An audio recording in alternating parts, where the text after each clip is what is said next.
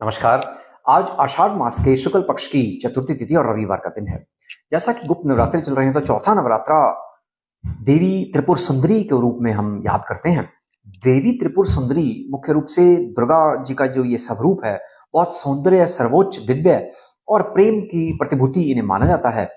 इनकी आराधना करने से जीवन में आकर्षण का जो है वो हमें आशीर्वाद मिलता है और साथ ही साथ प्रेम की देवी इन्हें माना जाता है। किसी भी तरह का कष्ट हो जीवन में, शत्रु बहुत हों या कई प्रकार की बाधाएं हों, तो इनकी आराधना करने से सकारात्मक ऊर्जा मिलती है और सभी बाधाएं दूर होती हैं।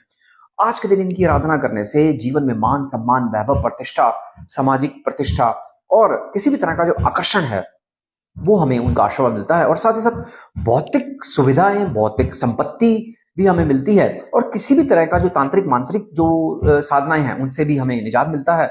और आज के दिन इन्हें मिठाई और फूल का भोग लगता है। जय माता।